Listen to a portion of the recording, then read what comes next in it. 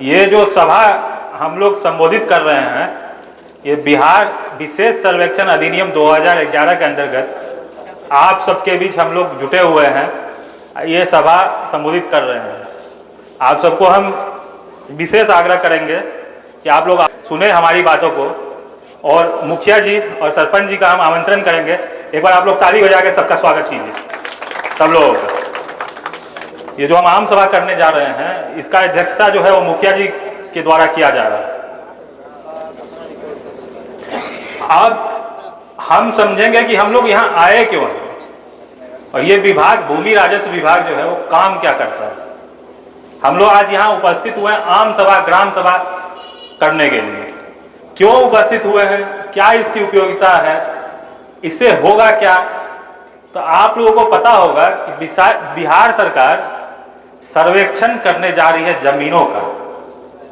तो बिहार सरकार को जमीन का सर्वेक्षण करने का जरूरत क्या पड़ा, इतनी क्या आवश्यकता आ गई कि बिहार सरकार भूमि सर्वेक्षण करना चाहती है। भूमि सर्वेक्षण करने का एक ही चीज है कि जितना भी जमीन है बिहार सरकार, बिहार राज्य के अंतर्गत, उसको व्यवस्थित करना, उसके कागज को संरक्षित करना, दस्तावेज को सुरक्षित करना, एक एक रैयत को ये सुविधा देना कि जिसका जो जमीन है उस पे उसका पूर्ण रूप से अधिकार हो। ये नहीं किसी का जमीन है कोई और जोत के खा रहा है, किसी का जमीन है कोई और कब्जा किया हुआ है।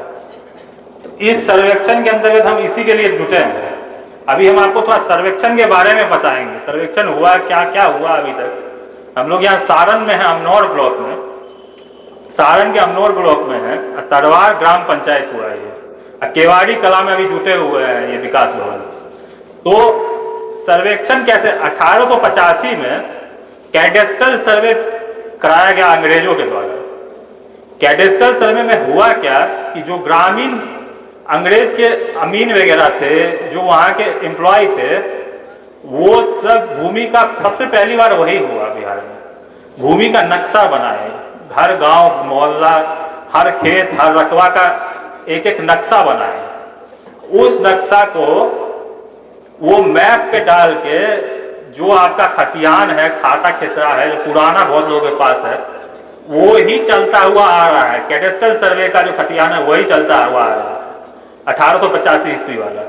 फिर उसमें इतनी सारी अनियमितताएं आ गई कि वो चलता रहा। बिहार सरकार सोची कि रिविजनल सर्वे कराया जाए। कैडेस्ट्रल हो गया तो रिविजनल, जो कैडेस्ट्रल सर्वे का नक्शा था उसको एक बार रिवाइज कर लिया जाए। रिवाइज क्यों किया जाए? तो उसमें इतना विवाद हुआ कैडेस्ट्रल सर्वे के नक्शा में कि रिवाइज करने से थोड़ा बहुत जो त्रुटि था ना, उसको ठीक कर लिया जाए। उस त्रुटि को सही करके एक नया रिविजनल सर्वे, जिसको हम लोग RS मैप बोलते हैं, RS मैप से उसको सही कर लिया जाए रिविजनल सर्वे के नक्शे से। तो बिहार सरकार ने इस पे अपना कदम उठाया, रिविजनल सर्वे चालू किया, लेकिन वो भी सफल नहीं हो पाया। रिविजनल सर्वे भी बिहार सरकार का फेल हो गया। तब अब चिंता सताने लगा बिहार सरकार को 2010, 11, 12, 13 में कि जितना भी विवाद है सब भूमि का ही है। हर गांव में, हर थाना में, हर पंचायत में, थाना में, हर जगह तो 50 से 60% केस भूमि का ही है। पड़ोसी से लड़ रहा है, कोई बाहर का आके अतिक्रमण कर रहा है, कहीं कुछ कहीं कुछ, बिहार सरकार के जमीन पे घर बसाए हुए हैं, कब्जा किया हुआ है, कहीं कुछ है, कहीं कुछ है। तो बिहार सरकार अपना जमीन को संरक्षित करने के लिए, आप लोगों का जमीन के कागज को सुरक्षित और व्यवस्थित करने के लिए ये अधिनियम लेके आई, बिहार विशेष सर्वेक्षण अधिनियम 2011। अब ये अधिनियम क्या है, इसके बारे में आप लोग जानिएगा। अधिनियम क्या कहता है? ये अधिनियम कहता है कि कम से कम समय में भूमि का भूखंडन करके, खाना पूरी करके, किश्तवाड़ी सब करके आप लोगों का जमीन का नक्शा LPM के जरिए आपको दिया जाए। इसमें 2018 से चल रहा है, बिहार के विभिन्न जिला में ये काम 2018 से चल रहा है। तो 44,000 गाँव में 400 कुछ गाँव का सर्वेक्षण हुआ है बस 5-6 साल में, जिसका LPM जनरेट हो गया, ROR जनरेट हो गया।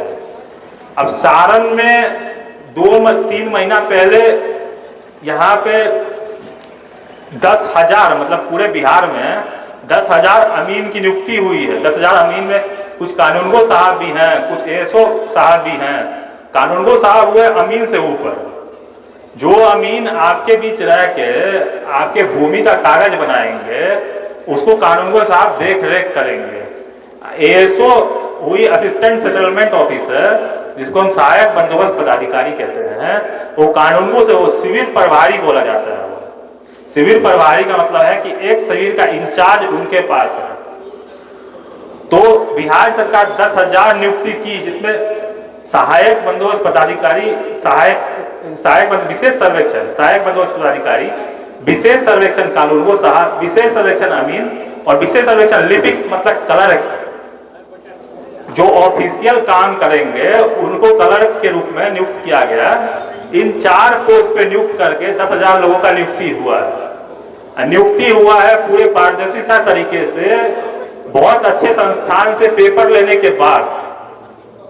और जो यहाँ पे सहायक बंदोबस्त पदाधिकारी और विशेष सर्वेक्षण कानूनगो और अमीन आए हैं, विशेष सर्वेक्षण अमीन आए, ये सारे सिविल इंजीनियर, ये अमीनी वाला कोर्स नहीं किए हुए हैं, ये सब सिविल इंजीनियर हैं।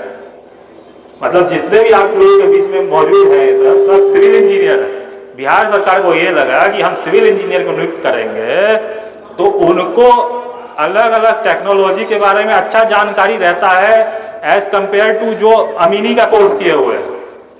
वो इस काम को बहुत जल्दी करने में सक्षम है अमीन के मुकाबले। तो बिहार सरकार सिविल इंजीनियर को नियुक्त की है। अब हम आपसे पूछना चाहेंगे कि आप लोग विशेष सर्वेक्षण से क्या समझे। विशेष सर्वेक्षण का मतलब क्या है? कोई लोग हाथ खड़ा करके बताएं जो बैठे हुए हैं हमारे साथ।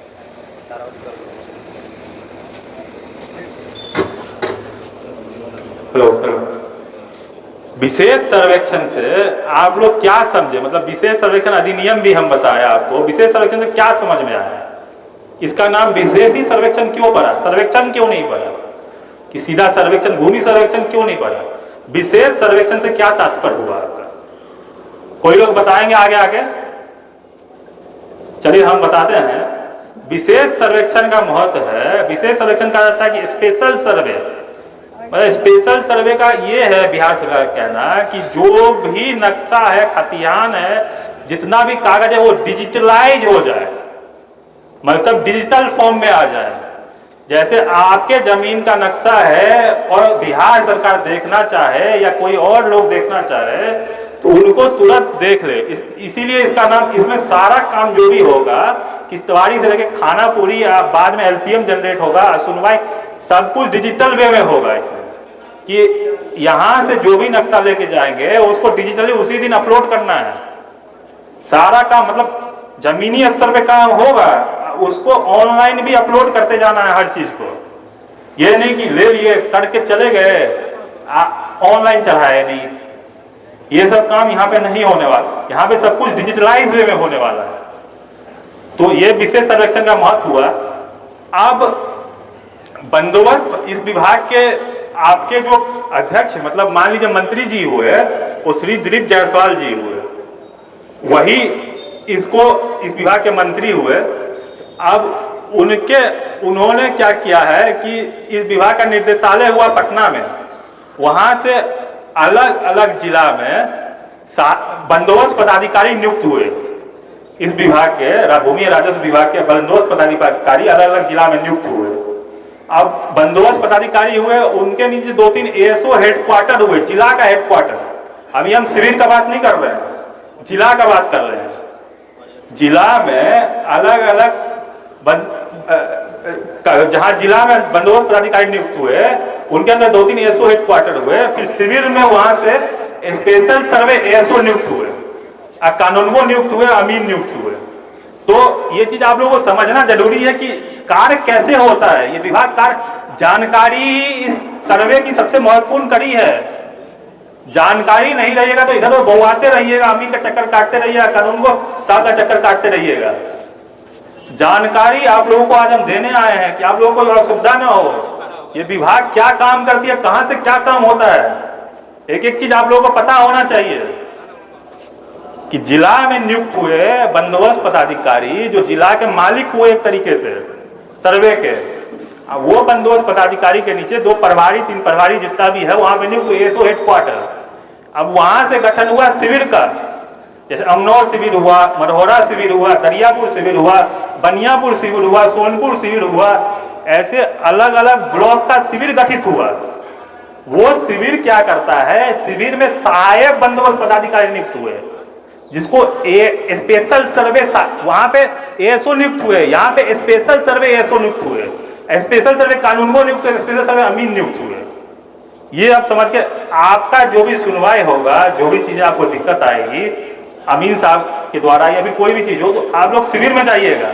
यहाँ से अगर स्थिति का निवारण नहीं होगा, यहाँ पे भी सवाल लगेगा काम होने के बाद, अगर स्थिति का निवारण नहीं हो तो शिविर जाइएगा। आप लोगों को जिला में नहीं जाना है, आपका जो भी समस्या होगा शिविर में सुना जाएगा, शिविर से जिला में भेजा जाएगा। अगर उनसे निवारण नहीं हो रहा है समस्या का तो शिविर से जिला में लेटर भेजा जाएगा। ये 2 स्तरीय प्रणाली है, इसको समझना पड़ेगा आप लोग की 2 स्तरीय प्रणाली काम कैसे करता है। सिर्फ ये नहीं कि यहाँ आए कर्मचारी आए अपना चले गए काम करके, नहीं, क्या काम किए, एक एक चीज का जानकारी ठोस बनिएगा, सब कुछ जानते हुए रहिएगा तो आप लोग बोल सकते हैं ना उसको जो आएगा यहाँ पे कि कैसे काम हुआ नहीं हुआ, बताओ हमको सब चीज। तो ये हुआ शिविर का, वो हुआ जिला का, ये 2 चीज समझ गए। अब काम क्या होगा, ये भूमि राजस्व विभाग काम कैसे करेगी, अब काम पे आते हैं। आप लोगों को इसका विवरण दे दिए कि ये शिविर में कार्यालय कैसे लगेगा, जिला में काम क्या होगा। सबसे पहला काम है, यहाँ पे उद्घोषणा हो गया है कि सर्वे स्टार्ट होने जा रहा है। आप लोग अपना मेयर सही कर लीजिए, अगर किसी और के जमीन में अपना मेयर डाले हुए हैं तो उसको सीधा कर लीजिए, उसको अपने जमीन तक सुरक्षित रखिए, दूसरे के जमीन में मत डालिए। ये उद्घोषणा हो गया है। अब आप लोगों को स्वघोषणा करना है, जैसे उद्घोषणा के बाद हम ग्राम सभा कर रहे हैं आज, अब कल से स्वघोषणा का काम स्टार्ट हो जाएगा। प्रपत्र 1, सब प्रपत्र बता रहे हैं धीरे धीरे, प्रपत्र 1 में उद्घोषणा हो गया पूरा कि सर्वे का काम स्टार्ट हो रहा है। अब प्रपत्र 2 में आप लोग स्वघोषणा करिएगा। स्वघोषणा कैसे करिएगा ये भी जानकारी चाहिए कि स्वघोषणा कैसे होगा। स्वघोषणा में अभी फॉर्म बताएंगे आपको, स्वघोषणा का रैयत का नाम डाल के एक एक चीज डाल के, सभा जब मेरा हो जाएगा संबोधन फिर आपको बताया जाएगा स्वघोषणा कैसे करना, एक एक चीज डाल के। ये आपका प्रपत्र 2 हुआ, देखिएगा आप लोग, इसके ऊपर लिखा हुआ है प्रपत्र 2, देखे नियम 6 उपनियम 1, ये है स्वघोषणा का प्रपत्र। आप लोग देख लीजिए एक बार, इसको समझाएंगे, एक चीज डिटेल में बताएंगे नीचे तक कि कैसे इसको भरना है, कैसे स्वघोषणा करना है। जब आप लोग अपना स्वघोषणा करिएगा कि मेरा यहाँ जमीन हुआ जी, मेरा रैयत का नाम ये है, रकबा इतना है, खाता नंबर ये है, पुराना खाता नंबर, नया खाता नंबर ये है, और वो स्वघोषणा करके आप एक फाइल बनाइएगा, फाइल 10 रुपए का फाइल, 10 रुपए का क्लियर बैग का फाइल आता है, वो लीजिएगा, उसमें स्वघोषणा डालिएगा। जितना भी जमीन का कागजात है जो आप इसमें डाले हैं स्वघोषणा में, उसमें जितना भी कागजात है, आपका खतियान हो गया, खतियानी जमीन है, केवाला है, खरीदे हैं कहीं से, जितना भी कागजात है सब इसमें अटैच करिए। रसीद कटा रहे रसीद डालिए, नहीं कटा रहे तो कोई बात नहीं, देखा जाएगा बाद में। वो सब लगा के आप एगो फाइल में रख के, जो आपके अमीन साहब हो गए, यहाँ पे अलग अलग राजस्व ग्राम के अलग अलग अमीन साहब हैं, तो वो अमीन साहब को आप दीजिएगा फाइल में रख के, वो स्वघोषणा हो गया आपका। तो प्रपत्र 2 में आप लोग स्वघोषणा करिएगा, प्रपत्र 2 में। अब प्रपत्र 3 एक आता है, वो ये सबसे महत्वपूर्ण है, ये भी बहुत जरूरी है। इसमें जो स्वघोषणा आप लोग करिएगा, जहां जहां जमीन है, अगर कोई कब्जा भी किया है आपका जमीन या कोई जोत रहा है उसको बहुत दिनों से, उसका भी आप स्वघोषणा में भरिएगा। अगर खतियानी जमीन है या आपके नाम पे है, आप खरीदे हुए हैं कहीं से, रजिस्ट्री किए हुए हैं, तो उसका भी आप इसमें भरिएगा स्वघोषणा में। ये नहीं कि कब्जा किए हैं तो हम छोड़ देते हैं, नहीं नहीं नहीं नहीं, खतियानी जमीन जहां जहां आप लोगों का है सब स्वघोषणा में आप लोग डालिएगा। टीम का काम है, सर्वे टीम इसको देखेगी, वेरीफाई करेगी। अगर आपका जमीन होगा विधि विधान तरीके से तो खाता आप ही के नाम पे खुलेगा, किसी और के नाम पे खाता नहीं खुलेगा। कब्जा करने से जमीन का हकदार नहीं बन जाता है कोई, ये स्वघोषणा हो गया। अब हम आएंगे वंशावली में। स्वघोषणा कर दिए पपत्र 2 से, अब पपत्र 3.1 से वंशावली बनाया जाएगा। इसका अधिकार सरपंच जी के पास है। वंशावली का जो गांव के सरपंच हुए आपके, जो हमारे बीच में बैठे हुए हैं, यही इस वंशावली को वेरीफाई करेंगे। अब वेरीफाई भी अगर मान लीजिए कर दिए, मान लीजिए कुछ गलत वेरीफाई कर दिए, वो बात बता रहे हैं हम, एक चीज जानना जरूरी है, सर्वे हो रहा है तो कुछ गलत वेरीफाई कर दिए सरपंच जी, मान लीजिए कोई जानकार है इनका, उसको कुछ गलत वेरीफाई कर दिए, तो वंशावली का ग्राम सभा लगेगा, जहां पे सहायक बंदोबस्त पदाधिकारी भी होंगे, कानूनगो साहब भी होंगे, अमीन भी होंगे सारे गांव के।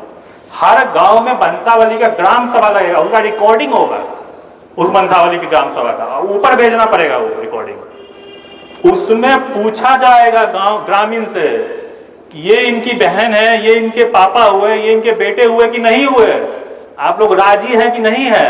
अगर 2, 4, 10 लोग मेजोरिटी में बोल दिए कि नहीं गलत लिखे हुए हैं, तो उस वंशावली को वहीं फाड़ के खारिज कर दिया जाएगा। ये प्रावधान है इसमें। अब पपत्र 3.1 जो हुआ वो वंशावली का पपत्र हुआ। इसमें आप जो वंशज बनाइएगा अपना, जैसे खतियानी जमीन है तो जहां से आपका वंशज, खतियान में जो नाम मेंशन है, जो नाम खतियान में दिया गया है, वहां से शुरू करिएगा। जैसे आप रैयत हुए तो आपका नाम भी आएगा, आपके बेटे का नाम भी आएगा, उनके बेटा भी होगा, उनका नाम, नीचे तक जाइएगा। वंशज का मतलब वंश वृक्ष बनाइएगा आप लोग। जैसे यहां से शुरू करिएगा वंश वृक्ष, आप लोगों को पता ही होगा जो वंशावली बनाए होंगे कि वंश वृक्ष कैसे बनता है। नाम डालिएगा, उसका ब्रैकेट लगाइएगा 2 ऐसे करके, 4 भाई हुए, 5 भाई हुए, सब लिखिएगा, उसके नीचे तक जाइएगा। अब बहन का नाम, बेटी का नाम जरूर डालना है। अगर बाद में मान लीजिए अभी वंशावली हो गया, आप लोग बहन का, बेटी का नाम नहीं डाले, बाद में मान लीजिए खाता भी खुल गया आपके नाम पे, बाद में मान लीजिए 2, 4, 5 साल के बाद आपकी बहन ऑब्जेक्शन उठाई कि हमको भी अधिकार चाहिए जमीन में, तो आप भी फंसिएगा, सरपंच जी भी फंसेंगे, और जो एसओ हेडक्वार्टर अमीन साहब सब फंस जाएंगे इसमें कि आप लोग बहन का, बेटी का नाम क्यों नहीं डलवाए। अब कोर्ट में कैसे केस आया है, वंशावली में नाम नहीं डलवाए, तो अब इसका इनको हम कैसे माने कि इनके वंशज हैं। तो ये चीज बहुत जरूरी है, इसमें यही मेन है कि बहन का, बेटी का नाम जरूर डालना है। अधिकार लेना नहीं लेना उसका मन का बात है, वो आपका पारिवारिक मामला है कि बाद में वो क्या करती है नहीं करती है, वो आपसी समझौता से आप लोग समझौता करिए कि चाहती है कि नहीं चाहती है, वो बात की बात है। खाता आपके नाम से खुले, खाता बहन के नाम से अभी नहीं खुलने जा रहा है, लेकिन वंशज में अपने बहन और बेटी का नाम इसमें जरूर डालना है कि कल को कोई समस्या खड़ा हो तो अधिकारी गण से लेकर सरपंच जी सब नप न जाए। तो ये चीज इसमें जरूर डालना है वंशावली। अब आप लोग स्वघोषणा वंशावली समझ गए, 2 पपत्र, अभी आरंभ में यही 2 पपत्र आप लोगों को भर के देना है। जो स्वघोषणा में, जैसे इसमें स्वघोषणा है, ये इसमें जो भर दीजिएगा ना, जिस तरीके से भर दीजिएगा वही आधार रहेगा आपका खाता खोलने का। ये बात ध्यान से सुनिएगा, जो आप इसमें स्वघोषणा में भरिएगा तो इसको बहुत सोच समझ के भरना है। खाता नंबर सब, रकबा अकवा सब है इसमें, किस जमीन अभी बताएंगे, इसको डिटेल में बताएंगे। ये दोनों के लिए बहुत डिटेल में सब लोग बताएंगे, यहाँ जो पीछे बैठे खड़े हैं, एक एक आदमी इसको बताएंगे कैसे क्या भरना है इसको। हम आपको थोड़ा सर्वे के बारे में, अब जैसे स्वघोषणा वंशावली हो गया, स्वघोषणा वंशावली होने के बाद अब पता कैसे, फोटो आगे से दिलवा दीजिए ना, आगे से कुछ फोटो ले लेंगे, हमको ग्रुप में भेजना पड़ता है, नहीं ले जाइए। 2 और 3 पपत्र 2 और 3 आप लोग समझ गए। अब हम आते हैं कि फील्ड पे काम कैसे होगा।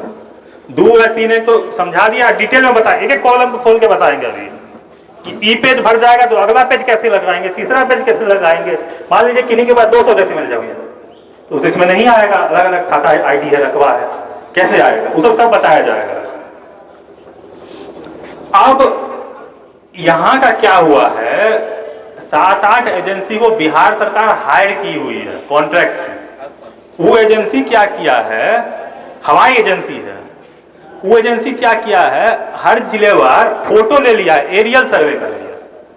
मान लीजिए ये केवाड़ी कला हुआ, तो केवाड़ी कला का ऊपर से फोटो ले लिया है, एरोप्लेन से, हेलीकॉप्टर से और ड्रोन से सबसे फोटो ले लिया है। जैसे अभी हम यहाँ पे बैठे हुए हैं ना, तो ये बाउंड्री हुआ हमारा, ये रकबा हुआ, इतना चौहद्दी हुआ, ये तो चौहद्दी का वो फोटो ले लिया ऊपर से। अब बोला कि चौहद्दी का फोटो लेके उसी चौहद्दी का फोटो नक्शा में परिवर्तित कर दिया। ऑटोकैड सॉफ्टवेयर आता है, जो लोग सिविल इंजीनियर होंगे वो थोड़ा बहुत जान रहे होंगे मेरी बातों को।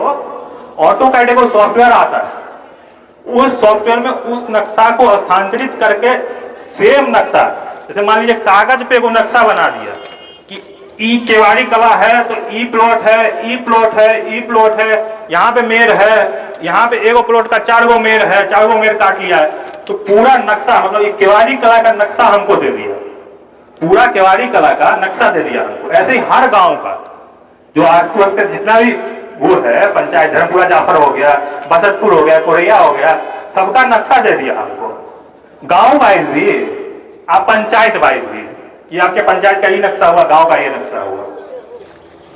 ये दोनों देने के बाद एजेंसी 6-7 साल से यही काम कर रहा है। बिहार में आप लोग नहीं समझते होंगे, बिहार में हेलीकॉप्टर से नक्शा से फोटो खींच रहा है हर जगह का, निरंतर ये काम चलते हुए आ रहा है 6-7 साल से। तो वो जो नक्शा दिया उसको हम लोग बोलते हैं स्पेशल सर्वे मैप, जिसको एसएस मैप बोला जाता है। यही मैप अब सर्वे का आधार होगा, जो सर्वे होगा इसी मैप को देख के आगे का सर्वे होगा। और ये जो सर्वे होने जा रहा है, मान लीजिए 100-200 साल के लिए आप लोग निश्चिंत हो जाइए, इतने व्यवस्थित ढंग से सर्वे हो रहा है। एक एक चीज का मतलब बोलते हैं ना कि माइन्यूट पॉइंट भी इसमें देखा जा रहा है कि जमीन इतना से इतना ना हो, मतलब रकबा भी थोड़ा इधर उधर ना हो, क्योंकि नक्शा है ना। ऐसा नहीं है कि अमीन जा रहा है स्थल पे नाप के अपना चढ़ा दिया, नक्शा है ना, अमीन चढ़ा देगा, नक्शा से देखेगा कि अमीन जितना चढ़ा नक्शा में मिल रहा है कि नहीं मिल रहा है। तो यही बहुत सटीक बिहार सरकार अपना पूरा बुद्धि लगा के सर्वे करा रही है, बहुत सटीक तरीके से।